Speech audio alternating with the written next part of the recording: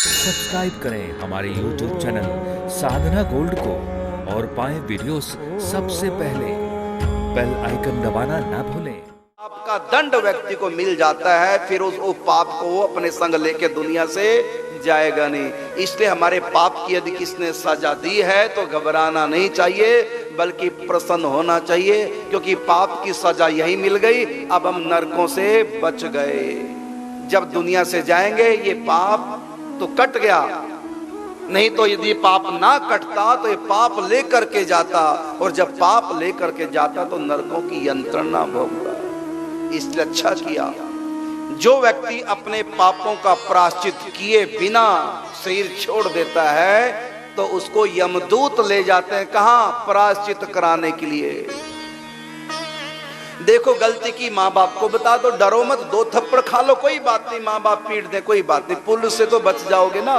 तो माँ बाप की मार में और पुलिस की मार में बहुत अंतर है।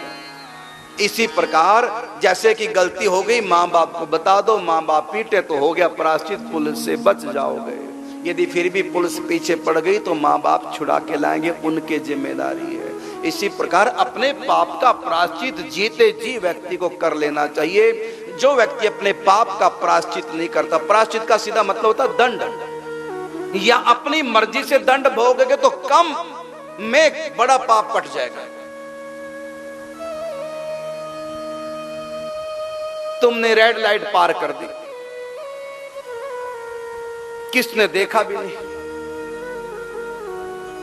ध्यान नहीं दिया, आगे जाके गाड़ी रोक ली, बैक कर ली। पुलिस वाले से कहा भाई मुझसे अपराध बन गया, भले आपने देखा नहीं, ध्यान मैंने भी नहीं दिया था, गलती से रेड लाइट चौराहे पे पार हो गई, इसलिए मैं दंड भोगने के लिए आ गया। जो भी आप जुर्माना लगाएंगे मैंने अपराध किया। भले पुलिस ने नहीं देखा, भले उसने कह दिया कि आप लोगों ने भले ना देखा, लेकिन मुझको तो पता, मुझसे अपराध बन गया। अच्छा बताओ, उसने अपने पाप को स्वीकार कर लिया और दंड भोगने के लिए आ गया, तो पुलिस उसके ऊपर जुर्माना लगाएगी सख्ताई के साथ?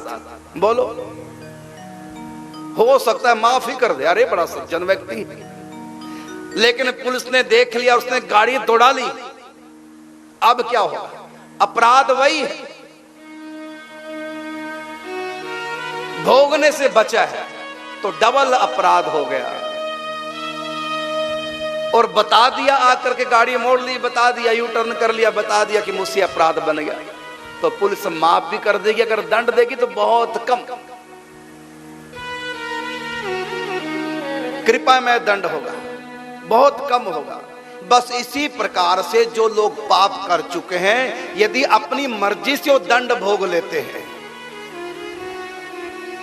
तो थोड़े में ही बहुत बड़ा पाप कट जाता है। यदि बिना प्रायश्चित किए सिर छोड़ गए, इन पापों को लेकर यम के द्वार पर जाना पड़ेगा। यमराज के द्वार पर ज्यों पहुंचा वो दृश्य न देखा जाता था, जो आता था नरभूतल से उसे दंड वहां दिया जाता था।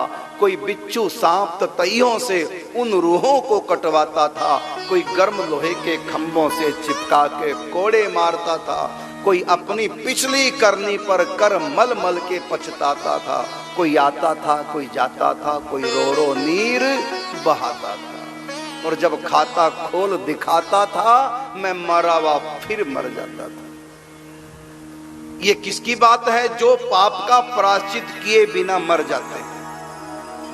इसलिए तुम किसी के अपराधी हो और सामने वाला डांटने फटकारने लग गया तो हाथ जोड़ के खड़े हो जाओ, सुन लो 2-4 खरी खोटी, कोई बात नहीं, लेकिन तुम तो अकड़ जाते हो और आगे से कहते हो क्या फता गिर मैंने ऐसा बोल दिया, तो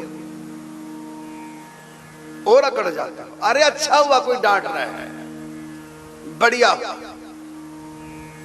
पापों का प्रायश्चित हो रहा है। तो बिना पापों का प्रायश्चित किए यदि मर गए तो घोर दुर्गति होती है। इसलिए अपना पाप भोग लेना चाहिए। और शास्त्र संहिता हमारी पापों का प्रायश्चित बताती है, किस पाप का क्या प्रायश्चित है। दंड तो बड़ा होता है, प्रायश्चित अलग वस्तु है, दंड अलग वस्तु होती है। दंड वो जो दंड देने वाला, दंड पानी जो दंड देता है न्याय के अनुसार, उसको दंड बोलेंगे।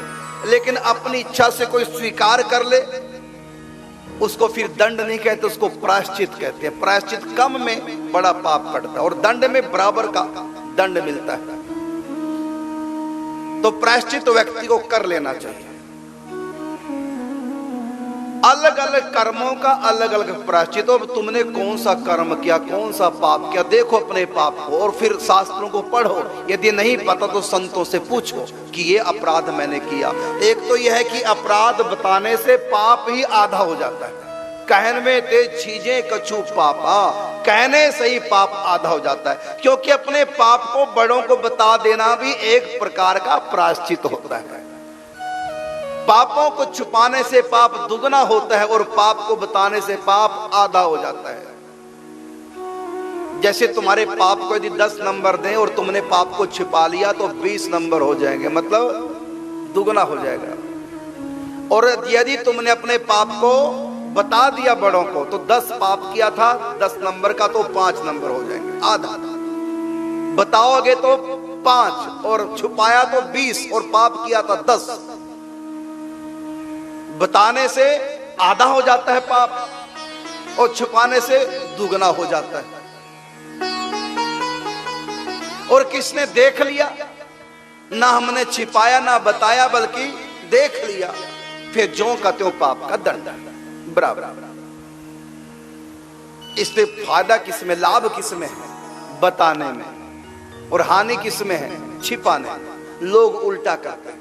यही हिसाब पुण्य का भी है। पुण्य को भी छिपाओ तो दुगना हो जाता है और पुण्य को बता दो तो आधा हो जाता है। पाप और पुण्य ये दोनों बताने से आधे हो जाते हैं और छिपाने से डबल हो जाते हैं। इसलिए कहा कि जो गुप्त दान होता है वो डबल फायदा, डबल उसका फल मिलता है। किसने 1 लाख दान किया गुप्त तो 2 लाख का दान करने का फल मिलेगा, डबल। और बता दिया 1 लाख दान किया तो 50,000 का उसको लाभ मिलेगा, 50,000 का घाटा हो जाएगा। बताने से पुण्य और पाप आधा और छिपाने से पुण्य और पाप डबल हो जाता है। इसलिए समझदार को चाहिए वो पुण्य को छिपाए जिससे दुगना हो जाए और पाप को बताए जिससे आधा हो जाए। लेकिन हम लोग इतने बड़े बेवकूफ हैं, पुण्यों को तो बताते हैं, जिसको छिपाना चाहिए उसको तो बताते हैं जो आधा हो जाता है, और पापों को छिपा लेते हैं जो दुगना हो जाता है। अरे किसने सपने में भी कहीं पुण्य कर दिया उसको भी लोग बताए बिना